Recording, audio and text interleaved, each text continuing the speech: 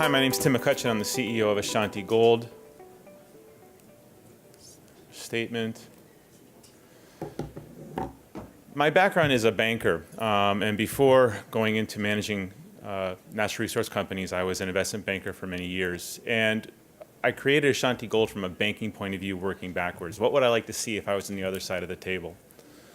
And what we did is, looking top down at West Africa, what we saw was an area where a lot of gold mining companies like to work, primarily because there's a lot of gold there. They're actually fairly easy jurisdictions to work in. There's a very robust mining services culture there. You actually can get a drill rig pretty easily no matter where you are at any time. And the infrastructure, I think, is a lot better than people realize. Certainly it was a lot better than I thought it was when I made my first trip there. So that's the top-down thing. And the reality is that the major mining companies are very active in West Africa, and they continue to be active and put more capital into their operations in that part of the world. As we all know, since 2012, the junior mining industry basically has been more or less destroyed and has come back. Just briefly, we see sort of green shoots coming up since around 2016. But in general, if you do an analysis of all of the companies that have been involved in junior mining in West Africa, and I've done this, it takes a while, but basically, since 2012 to now, 80% of all junior mining companies involved in gold development in West Africa died. 10% were bought out and 10% are left.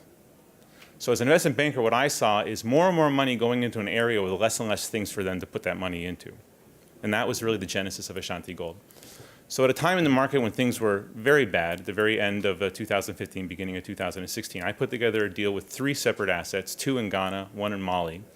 They were all done on an earn-in basis. We didn't spend a single dollar to get our assets, basically because the underlying owners, it was, I could name any deal I want and they'd take it. We had access to capital and they didn't. Our core asset, though, is Kasanto East in Mali, and it's an extremely exciting asset. We think it has multi-million ounce potential. So again, just highlighting some of the things that we just spoke about.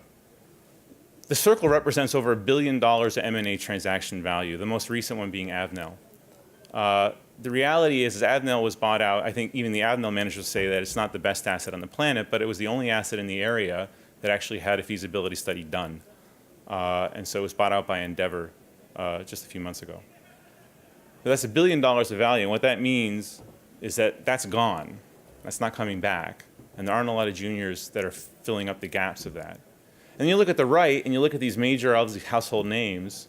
These are big numbers that they're putting into capex to expand their existing asset portfolio. So what does that tell you? It means that these companies are doubling down on their know-how, on their technical expertise, on their contacts, on everything they have in the countries in these areas.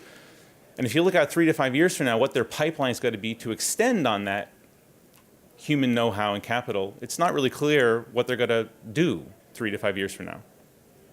And that's where Ashanti comes in. So last year was our first full year of operations. We drilled over 6,000 meters in Mali. We drilled over 2,000 meters in Ghana. We've done quite a bit of soil sample work, mapping work. I think one of the key things about our core projects is that they've already been very much de-risked. Long story short, when I went hunting in London and AIM, where I previously worked in Europe before coming to Vancouver, the AIM market really hasn't recovered, even though the TSXV has. So you have a lot of companies that have spent a lot of money on projects. The market hasn't given them credit for it, and they no longer have access to capital. So we were able to pick up projects where there was already a lot of work done. To give you an example, in Mali, the project we have, Kasanto East, over $5 million was spent on it before we even showed up. And in Ghana, a similar story as well.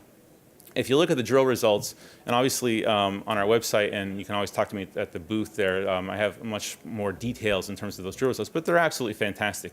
You do not get 10, 20, 40 meters of intervals over a gram, in some cases 3.3 grams on one of our holes, over 47 meters. Those things don't happen on a fluke. They happen because you've tapped into something that's significant. And this is really the key thing that I like about Ashanti at this point in time.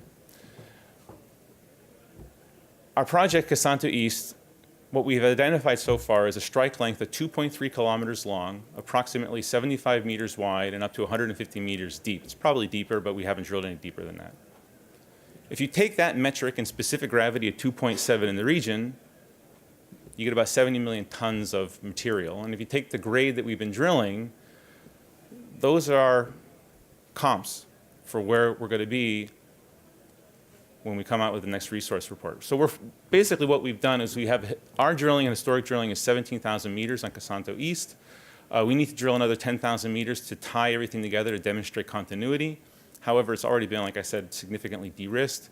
And we hope to come out with a resource number, a maiden resource number, 43101 report, on the project in the third quarter of this year. Gives you an idea of our neighborhood. In general, I think with gold mining is that you want to follow really smart people because they tend to be smarter than you, and there are a lot of very smart people in our neighborhood. Obviously, everyone knows certain stories here. Endeavor, of course, picking up Avion and Tabakoto and Gunkoto. Randgold's workhorse mine is Lulo, and that's one of the best mines. It was certainly the best mine in Randgold, and one of the best mines in Western Africa. You have Anglo Gold and Iron Gold to the north of us, and Yatel and Seriola.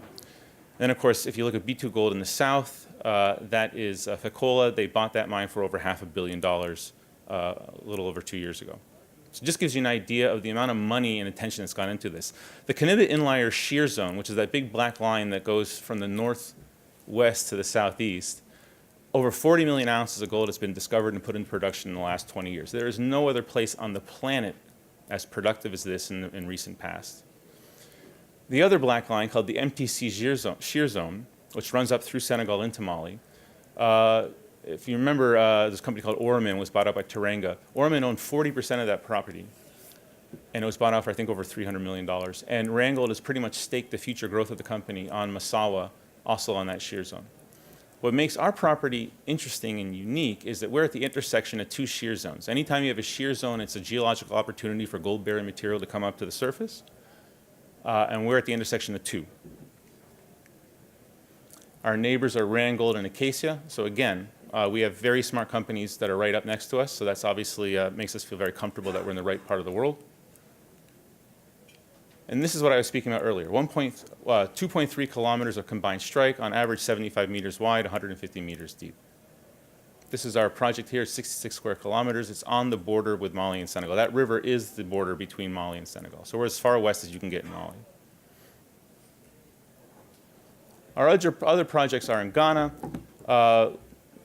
Long story short, I used to run Kinross's gold exploration joint venture in Ghana. After Kinross bought out Redback, they farmed out all of the exploration ground to a joint venture company. I was brought in to run that in 2012. 2013, I sold it to an Australian group.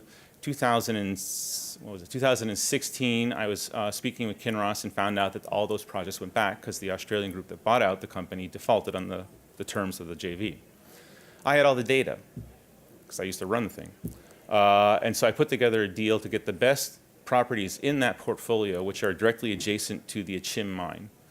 And I'll talk about that, obviously, at the booth if you want to come and talk about it. But the key thing is the Achim mine is reaching the end of its mine life, and we have an opportunity basically to extend their mine life because we're on the same geological trend as Achim is. Anumso is a conglomerate project. There's 10 kilometers of conglomerate outcropping on the project. 2 kilometers of that is in a historic resource, 250,000 ounces at 1.25 grams per ton with a half-gram cutoff. Our goal is very simple. We're going to demonstrate that the material in the 2 kilometers is present along the entire 10 kilometers, and then, of course, you can do the math on that. Conglomerate's a pretty nice thing to work with in the sense that it's very easy to recover gold. We did some met test work on this, and we got over 70% recovery through gravitation alone. We get a mid-90% recovery through taking that additional material and leaching it with cyanide leach. So share structure, just about 40 million shares out.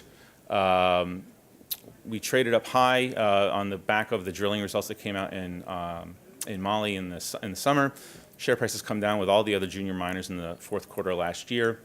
Our biggest shareholder is Donald Smith.